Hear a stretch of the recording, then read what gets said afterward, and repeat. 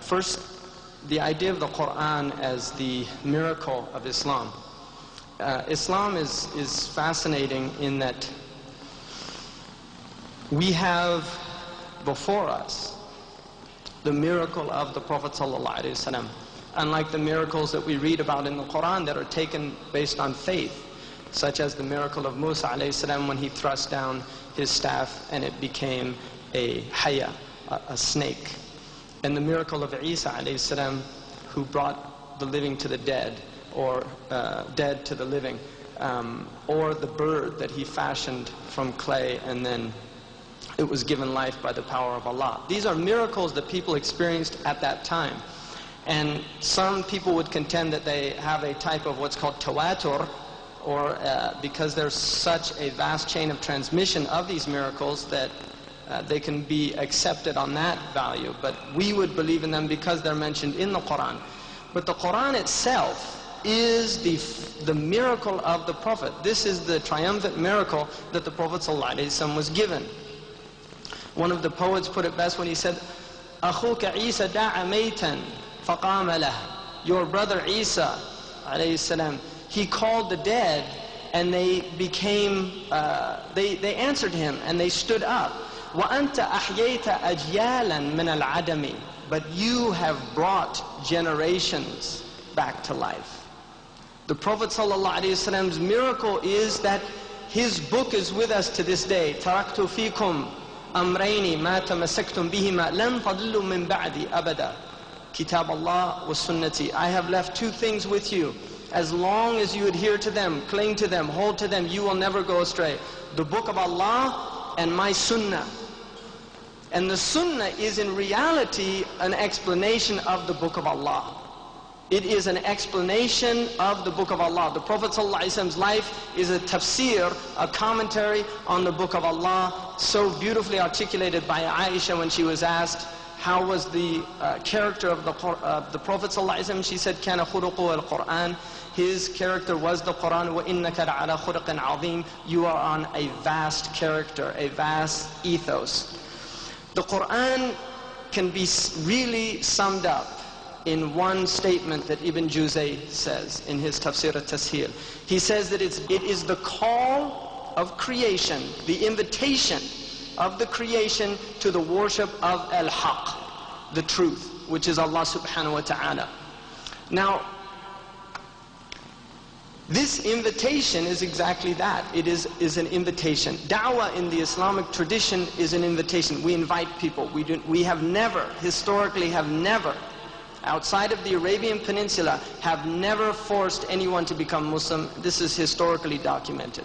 Nowhere has a Muslim held a sword over somebody's head outside of the Arabian Peninsula and say, become a Muslim or you die. This is simply falsification of history. Other religions have been notoriously known for doing that. The Muslims have never done that. And the reason that they have never done that is because the Qur'an is an invitation, it's a da'wah. The Muslims know what da'wah means. It means literally to invite. أَدْعُوا إِلَى سَبِيلِ رَبِّكَ بِالْحِكْمَةِ وَالْمَوْعِظَةِ الْحَسَنَةِ. Call, invite to the way of your Lord in the best way, with wisdom and in the best exhortation, the best exhortation. This is the message that Islam has gone out and spread to people. So, if we look at the Qur'an as an invitation, it is a da'wah. We can see there is a beautiful hadith that articulates this and gives a different nuance to this idea. The Qur'an is the ma'duba of Allah subhanahu wa ta'ala in the creation, in this earth. Ma'duba in the Arabic language means a place. There's two riwayah, two transmissions. One is ma'duba and one is ma'daba. The ma'duba is a banquet in which a king sets forth and invites those worthy of the invitation to his banquet. And they must have the proper and requisite adab in order to enter into the tent of the king. And this, the Qur'an, is the banquet of Allah subhanahu wa ta'ala in his earth. The other riwayah, which is also sound, calls it ma'daba. If you look at the word ma'daba, it is what they call ism makan in the Arabic language. It's the place where one acquires adab. And adab is that which makes us human. The Prophet ﷺ said the best of what a parent gives to his child or her child is adab hasan, is good adab. This is the best and highest thing that a human being can give to his child, is good adab. And the Prophet ﷺ in a hadith that has some weakness, some people call it munkar, but it's by the consensus of the ulama, the meaning is sound. Addabani Rabbi wa ahsana ta'dibi. My Lord has given me adab, and how excellent He made my adab. The word adab in Arabic means courtesy. And it's a deep courtesy, it's a spiritual courtesy. And this is what the Qur'an is. It is a place where we learn the requisite courtesies in order to be fully human. And those courtesies are beautifully demarcated by our scholars in the two sections of fiqh, which are al-ibadat wal-mu'amalat. The courtesies between the slave and his Lord, which is called ibadat, or the acts of worship, and the courtesies between the slave and creation, which are called mu'amalat, or the human transactions. Allah subhanahu wa ta'ala has given guidance in both of these. When we look in the idea of ibadah, ibadah has two aspects. The first is aqidah, and the second is ahkam. The aqidah can be broken off again into two branches. One of the sicknesses of the age is an obsession with aqidah, which in using Western terminology, which would go into the category of what they call charisma, or rules of which you learn. The aqidah is not complicated, it's something that can be learned very fast. The aqidah of Imam al-Tahawi is a beautiful aqidah of which the ummah has agreed upon. It can be learned very quickly. But the aqidah must be seen as three essential aspects. Al-qawl, what we say. We say Allah is one. We say Allah has no likeness. We say Allah has not give birth, does not give birth.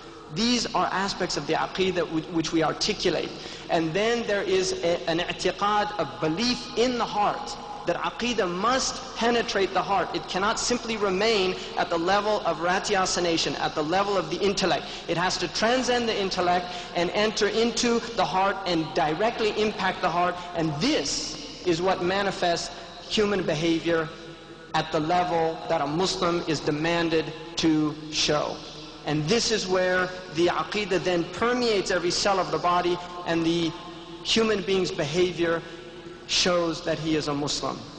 That he is a Muslim. Lana a'maluna wa lakum a'malukum. We have our actions and you have our actions. It is actions that distinguish human beings and nothing else. It is the actions which distinguish human beings based on their understanding, because actions emanate from understandings and not vice versa. And this is very clearly understood in modern social sciences, and I would recommend studying the concept of cognitive dissonance, which is a beautiful insight, which the Qur'an gave us centuries before. I haven't found really any insights in my own personal studies of modern sciences, except that I've found already either explicitly articulated in the Qur'an and the Sunnah, or implicitly understood by the scholars of Islam who came later. If you look then at what the Qur'an is formulated on this idea of aqidah. The other aspect of the Qur'an, which is from the ahkam, is how then do we get human beings? How does the human being get from a stage where he is bereft and without guidance to a stage where not only does he understand, but he is acting according to the guidance of Allah subhanahu wa ta'ala. And this is done in the Qur'an with two very important concepts, and you can see the Qur'an beautifully following this pattern constantly. The first is called targhib, and the second is called tarhib. In targhib, what this means is that Allah calls us to the book of Allah and gives us the sound reasons for following the deen of Allah subhanahu wa ta'ala, and the benefits of following the deen of Allah, and what will happen with us if we follow the deen of Allah. The next aspect is called tarhib, which is out of awe, to inspire awe, rahba. The Prophet ﷺ in the hadith, beautiful dua that he made when he went to sleep, Allahumma aslamtu nafsi ilayk, wa wajjahtu wajhi ilayk. وَأَلْجَأْتُ ظَهْرِي إِلَيْكَ رَغْبَةً وَرَهْبَةً إِلَيْكَ. I have surrendered myself to you. I have faced my whole